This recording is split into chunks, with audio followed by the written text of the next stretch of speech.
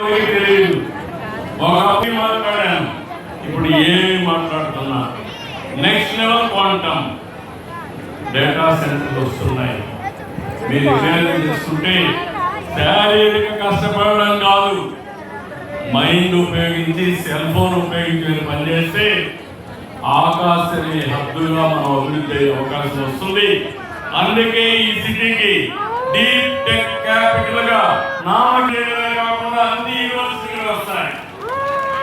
SRM వచ్చింది, విట్ వచ్చింది, అమృత్ వచ్చింది, ఎస్ఎల్ఆర్ వచ్చింది, పనులు ప్రారంభించాం. Bits Pilani one of the most beautiful campus ఇక్కడికే వస్తా ఉంది. పనులు మీరు చూసి వెంకటేశ్వర స్వామి దేవాలయం పక్కన ఈ యొక్క వెస్టర్న్ బైపాస్ పక్కన బ్యూటిఫుల్ గా వచ్చే పరిస్థితి వస్తుంది.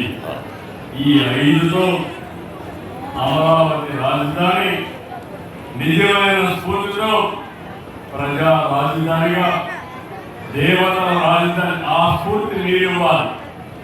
మొన్న మీరందరూ కూడా పనిచేశారు, ఒక స్ఫూర్తిదాయకంగా ఇచ్చారు. శాశ్వతంగా ఆ స్ఫూర్తి ఉండాలంటే మీరు ఎప్పటికప్పుడు చెప్పుడు మాటలు వదిలిపెట్టి రాష్ట్రం అంతా కూడా ఆలోచించాలి. ఇది ప్రారంభం మాత్రం.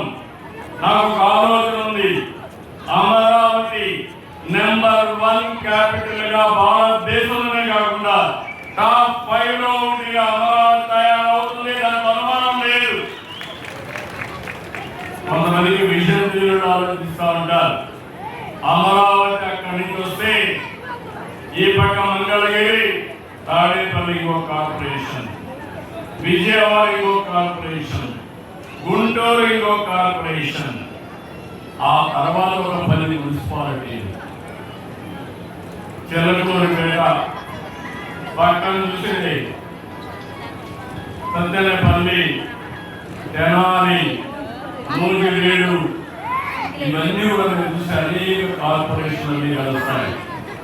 దీనికి ఇంకో పక్కన మీరు ఒకసారి చూస్తే 96 కిలోమీటర్లు internal ring road, inner ring road, 190 కిలోమీటర్ల అవుటర్ రింగ్ రోడ్.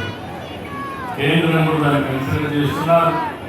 మొన్న ఈ సమయంలో అందరూ పెట్టుకోవాలి, ప్రధానమంత్రి గారిని కేంద్రాన్ని మనస్ఫూర్తిగా అభినందించాలి, ధన్యవాదాలు తెలియజేయాలి.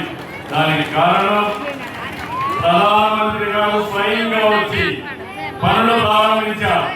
నేను ఆయనకు ఒక హామీ ఇచ్చాను, 2028 భారతదేశం మెచ్చిన రాజధాని అమరావతిని మళ్ళీ ప్రారంభించవలసింది మీరే ఆహ్వానించారు. ఆయన వస్తున్నాడు, వాటికి పనులన్నీ పూర్తి చేస్తాం.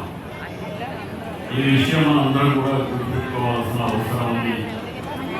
అందుకే రోడ్డు కూడా స్ట్రైట్ రోడ్డుని సింధు నాగరికత గ్రిడ్ రోడ్లు ఉంటాయి, గ్రిడ్ తరహా రోడ్డు అని. వాస్తు కూడా బ్రహ్మాండమైన వాస్తు. మొన్న ఒక ఆయన చెప్పాడు, సీడ్ యాక్సెస్ రోడ్ అయిపోయిన తర్వాత దీన్ని ఆపడానికి ఎవరి తరం కాదు, ఇది 1 సైడ్ గా అన్స్టాపబుల్. ఎన్ని ప్రయత్నాలు చేశారు. ఖరాన ఒక చిన్న పెట్టు 1% ఆ రైతులు పట్టుకొని కూడా ఊగినాడు. నిన్న కూడా అయిపోతుంది. క్లియర్ గా ప్రజా